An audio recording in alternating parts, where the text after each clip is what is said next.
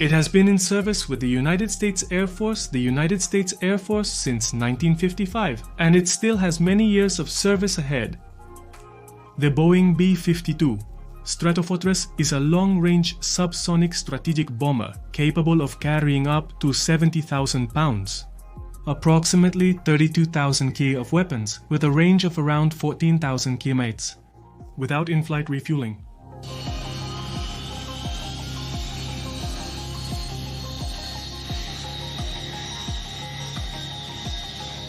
It took part in Vietnam, the Gulf War, Yugoslavia, Afghanistan, Iraq, and other conflicts. In January 2005, the B-52 became the second aircraft after the English Electric Canberra from Britain to reach 50 years of service. Today marks the 70th anniversary of its maiden flight. This story will be featured in a new video from the Aeropedia of the World of Aviation.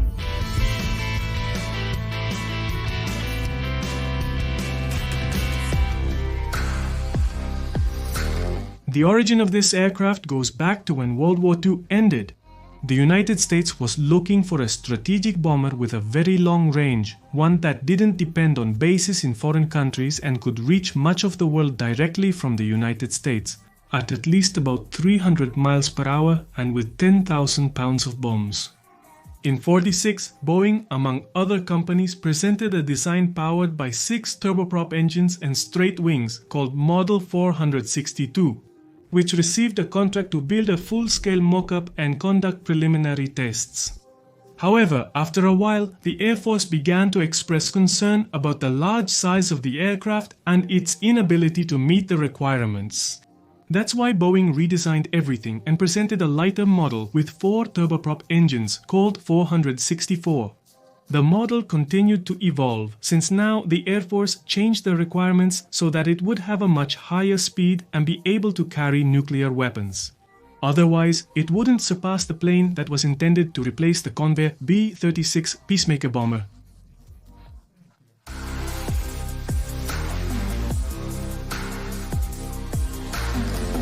Boeing continued to refine the design, resulting in the model 464-29 with a maximum speed of 730 km per hour.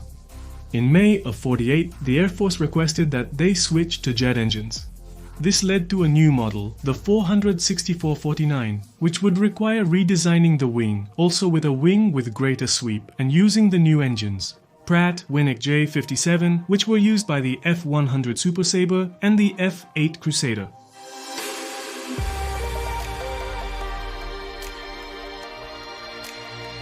The new design was built on the basic design of the B-47 Stratojet with a 35-degree swept wing. But with 8 of these engines, in a final attempt to increase the range, Boeing created the largest model. 464-67, also now called the IB-52, had a tandem cockpit like that of the B-47. The second prototype, the XB-52, was the first to fly on April 15, 1952.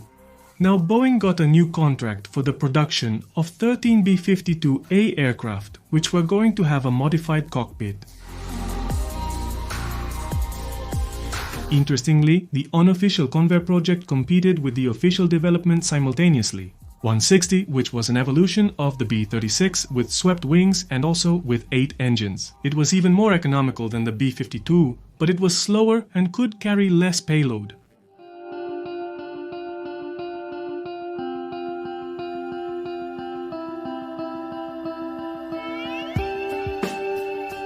Of the 13 B-52A ordered, only 3 were built and new modifications were requested, and the remaining 10 planes were completed as B-52B, and it was the first model to enter service. This plane went through several design changes that led to its production in different variants from Model A to H. During its 10 years of manufacturing, numerous upgrade programs were applied to the existing planes to improve their capabilities.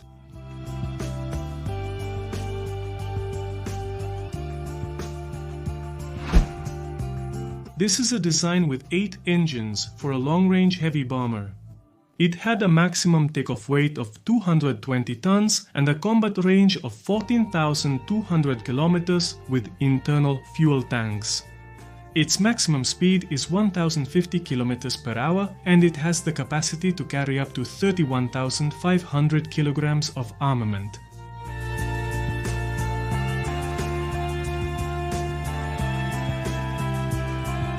The 8 engines of the B-52 are paired in pods and suspended by 4 pylons below and in front of the leading edge of the wing.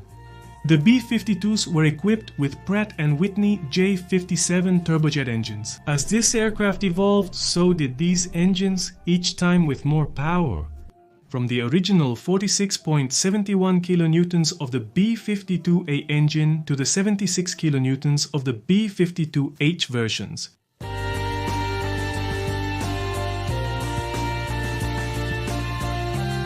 It's interesting how the Stratofortress performs crosswind landings, which are called crab landings, with the cockpit pointing in the direction from which the wind is coming, but with the landing gear aligned in the direction of the runway.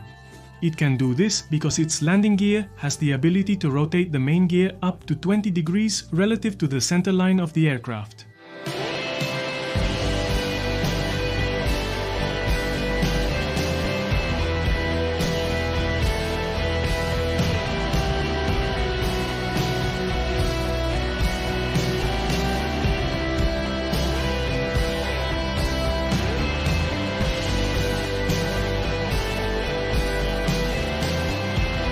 At the rear, the early models from versions A to F had a turret with 4 machine guns and a gunner for defense.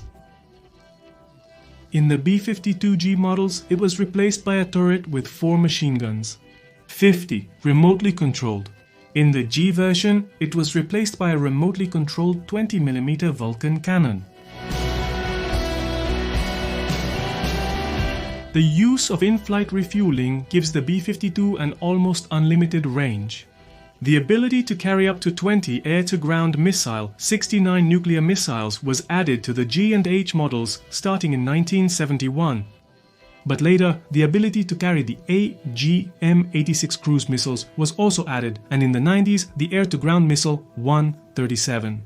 The G version, which were not converted into missile carriers, underwent a series of modifications to improve conventional bombing. In order to improve the ability to operate safely at low level during day and night, an ANASQ-151 electro-optical vision system was incorporated, which is the distinctive feature you see on the nose of these aircraft. It consists of a system of forward-looking infrared sensors and low light level television.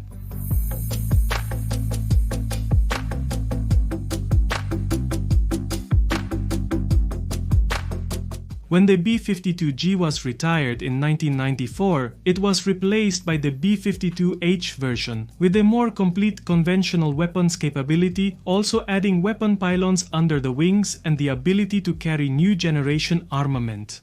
Nuclear bombs were removed from the B-52's capability in 2010 because it was considered that it would not survive to penetrate modern air defenses. This function was passed on to the B-2 Spirit, which we've covered in a previous video. Check the link in the top right corner to watch it later. Starting in 2016, Boeing upgraded the internal rotary launchers to allow the carrying of smart bombs that previously could only be carried on the wings.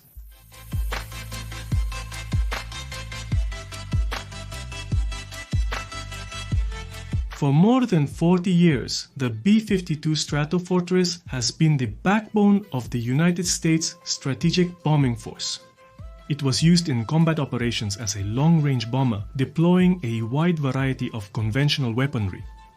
It was also used in deterrence missions during the Cold War, continuously flying the skies with its nuclear armament.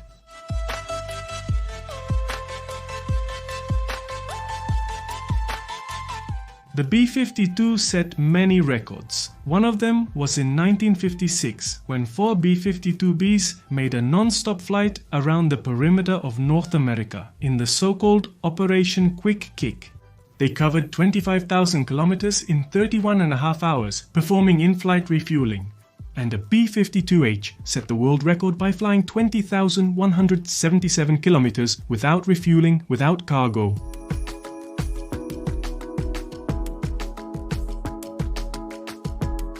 In 1963, the Strategic Air Command reached its highest operational status with 650 B-52 aircraft distributed across 38 air bases. In the Vietnam War, they acted as conventional bombers. In the first 6 months, they carried out more than 100 bombing missions. The first versions were replaced by the B-52D, which could carry 10 more tons.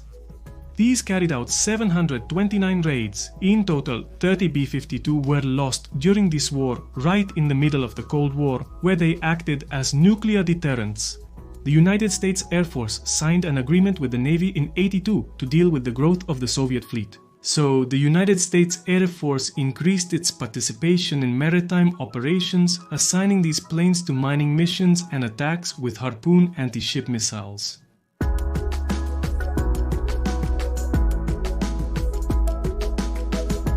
In the Gulf War in '91, they were an important part. Operation Desert Storm, carrying out about 1,620 sorties and dropping 40% of the bombs released by the coalition air forces. Also, since '96, they attacked strategic stations in Iraq with cruise missiles. In '99, they did the same in Yugoslavia and in Afghanistan starting in 2001.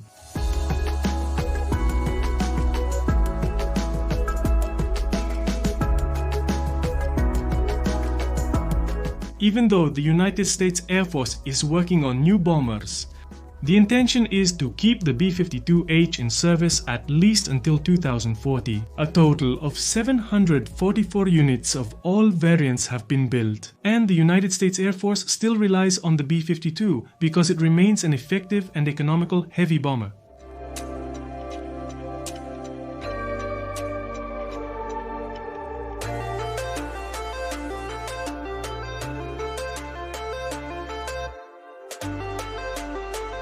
Until next time, I'm Marcos, and this is the Aeropedia of the world of aviation. Thank you.